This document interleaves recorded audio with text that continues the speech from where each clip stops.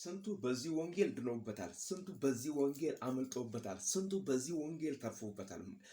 ጌታ ለዘላለም ይባረክ። እኛም ሕያው ምስክሮች ነን። አንድ ጊዜ እንደዚህ ሆነ። ሳኦል ኢየሱስ ክርስቶስና የኢየሱስ ክርስቶስን አገልጋዮችን ኢየሱስ ክርስቶስን የሚከተሉትን ያሳድድ ነበር፣ ያስጨንቅ ነበር። የእግዚአብሔርን ወንጌል እንዳያገለግሉ፣ እንዳይዘምሩ፣ ለጌታ እንዳይኖሩ፣ የጌታን መልካምነት እንዳይናገሩ፣ በመልካም መንገድ እንዳይሄዱ፣ መልካምነትን ቸርነትን እንዳያደርጉ፣ መዳን በሌላ በማንም የለም እያሉ የእግዚአብሔርን ታላቅነት እንዳይናገሩ ሳኦል ለእግዚአብሔር ወንጌል ጠላት ሆኖ ነበር።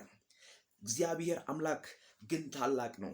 ይኸው ኃጢአትን የሚጠላ አምላክ፣ ኃጢአተኛውን የሚወድ አምላክ፣ ልበ ደንዳናውን ወደ ራሱ የሚያቀርብ አምላክ በደማስቆ መንገድ ላይ ምዕራፍ 9 ላይ ሐዋርያ ሥራ ላይ አገኘው።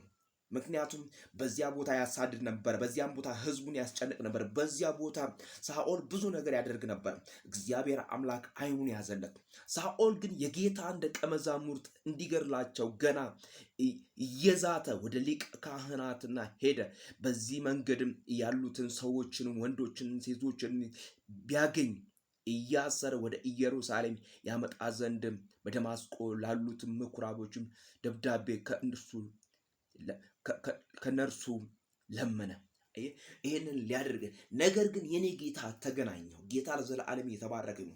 ብዙዎች ዛሬ አሉ ለዚህ ወንጌል ጠላት የሆኑ፣ ይሄንን ወንጌል ስናገለግል የማይመቻቸው፣ ስንዘምር የማይመቻቸው፣ ስናመልክ የማይመቻቸው፣ ስንጸልይ የማይመቻቸው፣ ለምድር ሰላም ስንጸልይ የማይመቻቸው፣ ለምድር ሰላም ስንዘምር የማይመቻቸው፣ ለምድር የእግዚአብሔርን ወንጌል ስናገለግል የማይመቻቸው እንደ ሳኦል ያሉ ብዙዎች አሉ። እንዲህ እላለሁ፣ እግዚአብሔር አምላክ ዓይኖቻቸውን ይይዘው ወደ ቃሉ ያምጣቸው፣ የልቦና ዓይኖቻቸውን ያብራላቸው፣ እግዚአብሔር አምላክ ጆሮአቸውን ይክፈትላቸው እያለን ይህንን የምስራችን ወንጌል እንናገራለን። ምክንያቱም ልበደንዳናነት ቢሆን፣ በዘርም ቢሆን፣ ታላቅነትም ቢሆን፣ በብዙ ነገር የተማረም ቢሆን በዘመኑ ከገማሊያ እግር ስር ከሕግ አዋቂ ከገማሊያ እግር ስር ሆኖ ከተማረ ከሳኦል የሚበልጥ አልነበረም።